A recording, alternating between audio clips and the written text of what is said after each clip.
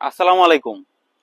আমরা যে বেগুন গাছটা এখানে বুনেছিলাম, দেখেন আমাদের বেগুন গাছটা কত বড় হয়ে গেছে অল্প দিনের মধ্যে। আমাদের বেগুন আসা শুরু করে দিয়েছে। এখানে আমাদের অনেকগুলা বেগুনের কলি দেখেন, সেম প্রত্যেকটা গাছে আমাদের বেগুনের কলি এসে গেছে। এইটাও দেখেন, এইটাই অলরেডি আমাদের বেগুন ধরে গেছে। হালকা কিছুদিনের মধ্যে আমরা বেগুন ধরা দেখতে পারবো। এইটাও সেম।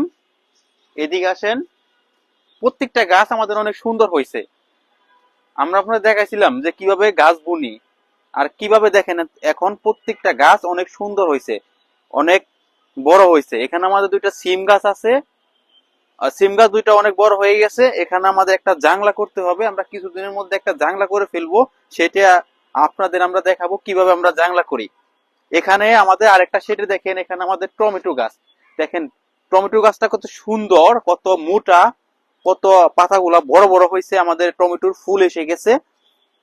এখানে আমাদের একটা ফুল গাছ দেখেন, কত সুন্দর চারটা ফুল ধরে আছে, অনেক কলি আছে, দেখেন অনেক কলি। এখানেও আমাদের এক টমেটো গাছ, দুইটা টমেটো গাছ, সবচেয়ে বড় দুইটা টমেটো গাছ। এখানে যে টমেটোর অনেক কলি এসে গেছে, অনেক টমেটো দেখেন।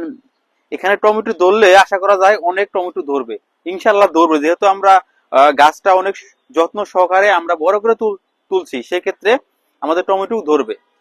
এদিকে আসেন, এখানেও আমাদের যে তিনটা টমেটো আমরা লাগাইছিলাম, আমাদের তিনটা টমেটো দেখেন। এটা সবচেয়ে বড় হয়েছে, এটা বড় হয়েছে, এটাও বড় হয়েছে। মূলত কাজ হলো আমাদের মাটিটা অনেক সুন্দর করে রাখতে হবে, যত্ন করে রাখতে হবে, পরিপূর্ণ সার বিষ দিতে হবে। এখানে আমরা কয়েকদিন পর পর বিষের স্প্রে করি। আমি ভিডিওতে আপনাদের বিষে স্প্রে করা দেখাইছিলাম।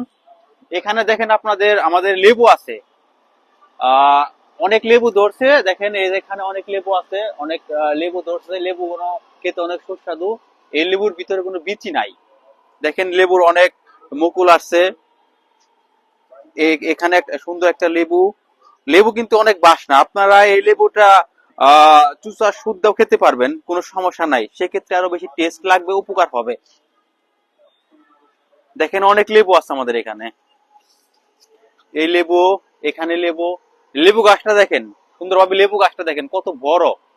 এই লেবু গাছটা এত বড় করতে আমাদের অনেক পরিশ্রম গেছে, অনেক কিছু করতে হয়েছে। নিয়মিত আমাদের লেবু পরিচর্যা করতে হয়, সার দিতে হয়, বীজ দিতে হয়, গোবর সার দিতে হয়। মেনলি আমাদের গোবর সারটা বেশি দিতে হয়, সেক্ষেত্রে আমাদের গাছের কোনো সমস্যা নাই। এখানে আমাদের একটা মরিচের চারা আছে, আমরা মরিচের চারা বুনেছিলাম, সেটা আপনাদের দেখাইছিলাম।